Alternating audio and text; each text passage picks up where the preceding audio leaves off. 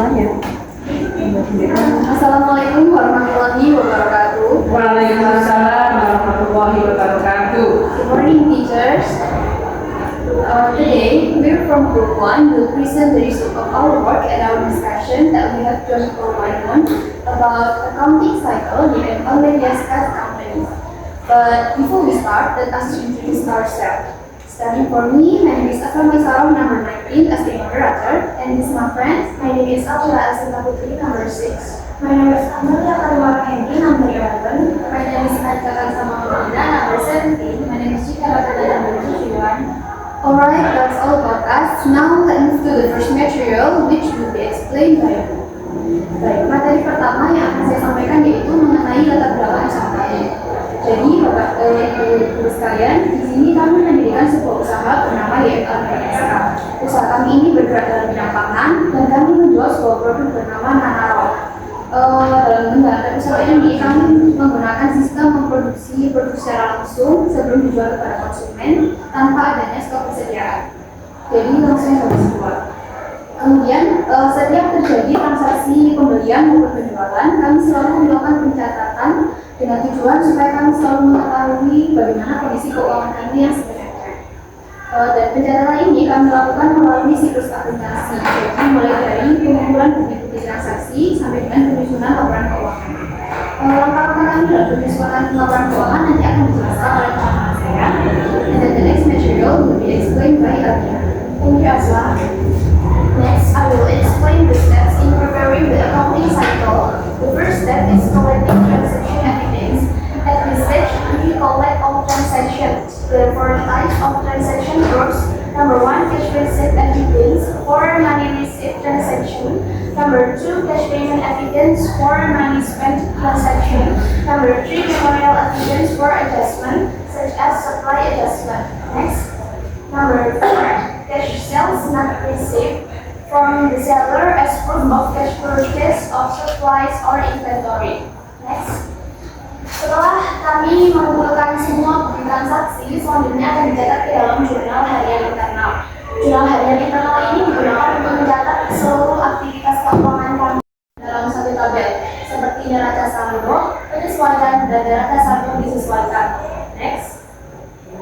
Kemudian langkah berikutnya adalah menyusun laporan keuangan. Laporan keuangan dibuat untuk mengetahui kondisi keuangan usaha atau perusahaan. Yang pertama, laporan laba rugi. Laporan laba rugi digunakan untuk mengetahui apakah perusahaan mendapatkan laba atau rugi. Maka caranya adalah penjualan dikurangi beban-beban. Di perusahaan ini kita mendapatkan laba bersih sebesar Rp216.823. Next. Kemudian laporan pembagian modal. Jadi caranya adalah laba dibagi rata ke 5 orang dari masing-masing anak mendapatkan 20% laba. Kemudian laporan perubahan ekuitas. Laporan ini berfungsi untuk mengetahui perubahan modal tiap anggota. Jadi modal awal tiap anggota ditambah dengan laba yang sudah dibagikan tadi. Kemudian karena tidak ada pengambilan pribadi atau proyek, maka modal akhir ditambah. Next. Kemudian laporan posisi keuangan atau neraca. Di sisi kiri terdapat aset yang berjumlah Rp399.823. Lalu di sisi kanan terdapat liabilitas dan ekuitas.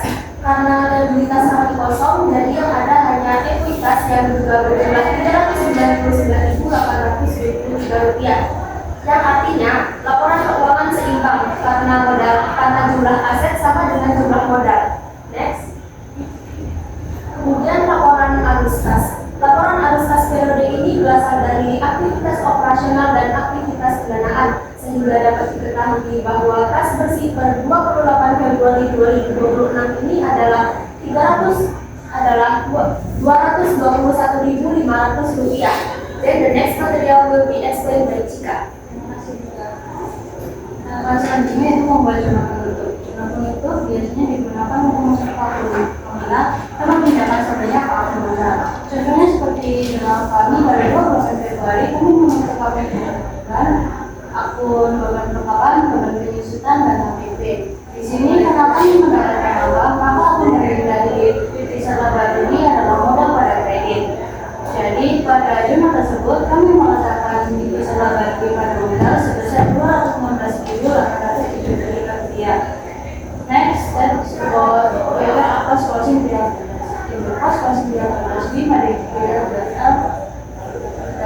cost of cash on hand, service, equipment, accumulated depreciation of equipment, and capital. Next. Dari berbagai langkah-langkah kami menyimpulkan bahwa yang pertama, siklus akuntansi membantu pencatatan transaksi secara sistematis dan teratur. Yang kedua, setiap tahap siklus akuntansi selalu berkaitan untuk menghasilkan laporan keuangan yang akurat. Yang ketiga, penerapan siklus akuntansi membantu pengelolaan keuangan yang Ameriaska menjadi lebih efektif dan profesional. Yang terakhir, siklus akuntansi yang baik mendukung perkembangan dan keberhasilan usaha perusahaan. That's all for me. I want like to get to the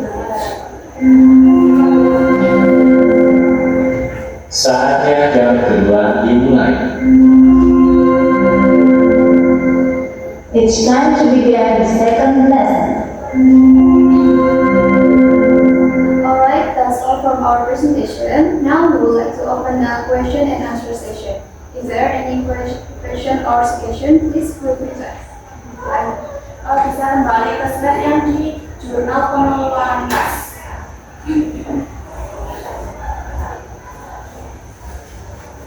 Oke, jurnal pengeluaran kas.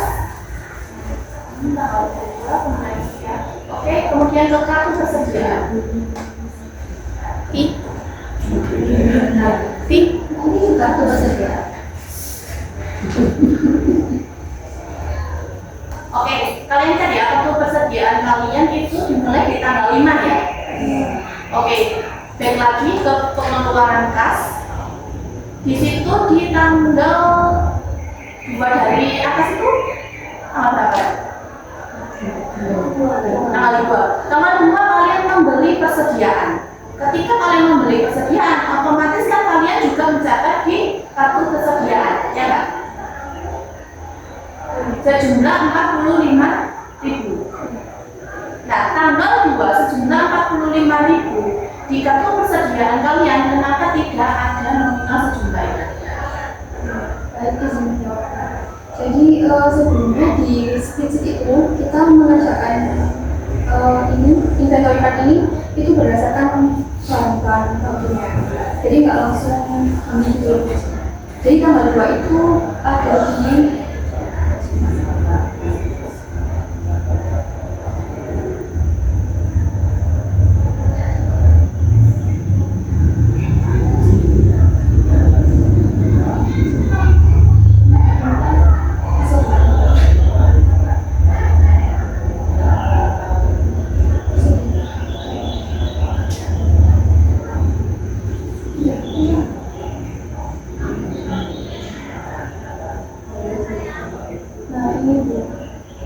tanggal 2 itu masuk di pembelian masuk di pembelian barang, bukan di langsung penjualan. Yang kami masukkan di BPD tadi itu persediaan untuk ketika kami melakukan penjualan dan benar-benar melakukan produksi, membuat bahan baku penjualan. Jadi lagi mana? Tanggal 2 kan kami melakukan pembelian tanggal 2. Nah, tanggal 2 itu kita membelikan ini pisang dan kulit pangsit ini. Jadi disendirikan itu nggak masuk di pas kita melakukan penjualan. Yang kami masukkan di BPD tadi itu kan langsung bahan bakunya pisang pangsit. Nah, itu kita memasukkan itu ketika hari penjualannya itu. Nggak sama-sama pas kita beli. Kita produksinya tanggal 5, nah kita mencatatnya langsung tanggal 5 itu. Karena jika kita membelinya kita sendirikan di mesin di inventory yang orang yang lain. Oke. Kalau terkait dengan yang perlengkapan di dalam pengeluaran kas kalian, itu kan ada kalian membeli persediaan sama perlengkapan. Apa bedanya kalian membeli persediaan sama perlengkapan? Jadi kalau persediaan itu bahan baku seperti pisang, kulit pangsit, lalu coklat batang, seperti itu. Nah, kalau perlengkapan itu seperti mika, stiker, lalu kresek dan Kenapa yang perlengkapan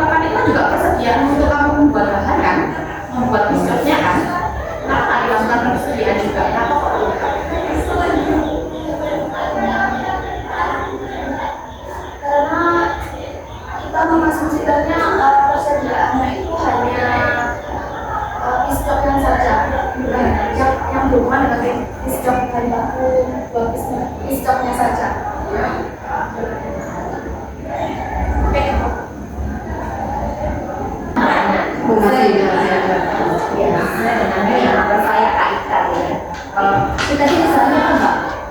Pembuatan apa? Produksi apa? Bisnis. Iya. Dari mana Mbak maksudnya ini peluang usaha untuk membuat bisnis? Kenapa punya ini bilang? Yang lain, dia jawab yang lain. Itu sebenarnya itu karena kan ya makanan desa ini ya jarang yang seperti itu ya. Jadi kita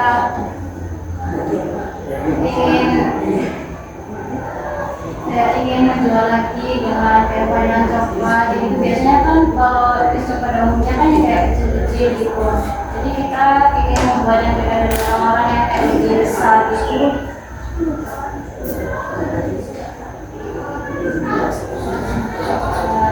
Bisa juga cocok untuk semua orang usia muda maupun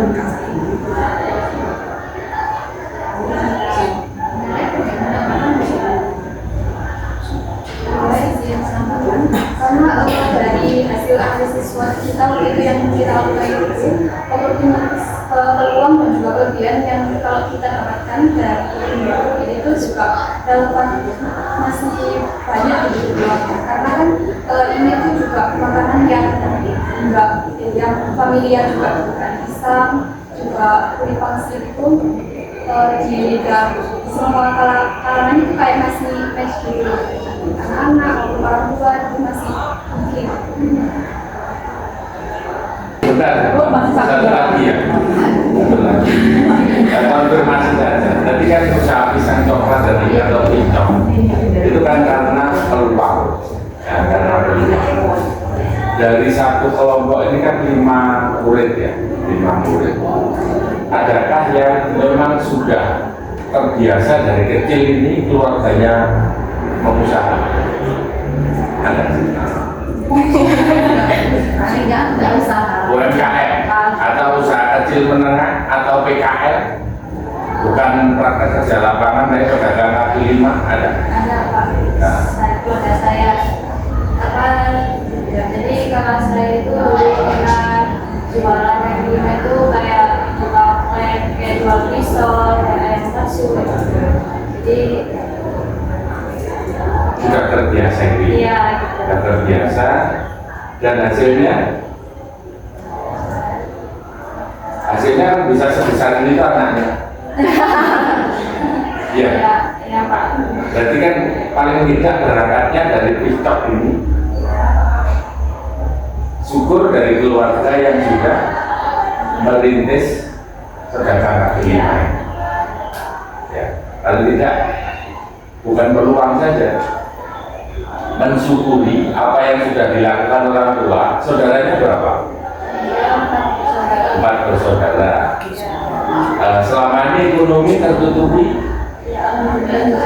Alhamdulillah tercukupi dari usaha. Sudah, ayah saya juga saya juga Sebelum kakak ya dari ayah saya ayah kerja di apa? jadi sebelum di rumah sakit Oh, bukan usaha ya? Usahanya untuk tambahan. ya Siapa yang menjalankan? kakak saya kakak saya Kakak. Sebelum kakak usaha ini berarti tidak ada ya? Tidak ada. Berarti kakak kepepet. iya Ya. Kalau diperhatikan ya ini usaha itu biasanya kepepet. Oh betul, gorengan itu rata-rata kepepet. Tapi kalau ditekuni profesi, gorengan juga lancar, ekonomi terpenuhi. Jangan sampai nanti piscok ini kamu usaha hanya karena kepepet, ini bahaya. Konon katanya, wah ini Pak, berdasarkan peluang yang ada, peluang atau kepepet, ini harus ini. Karena kalau tadi saya tulis, urutan peluang itu adalah nomor 3. Yang pertama orang usaha itu adalah mensyukuri. Misalnya usaha pisang coklat ini bersyukur karena di alam banyak tersedia pisang. Ya. Terus yang kedua, ini karena kebiasaan, tadi yang saya sampaikan. Ternyata dari 5 ini tidak ada kebiasaan pedagang. Ada nggak? Yang orang tuanya memang pedagang, tidak ada loh.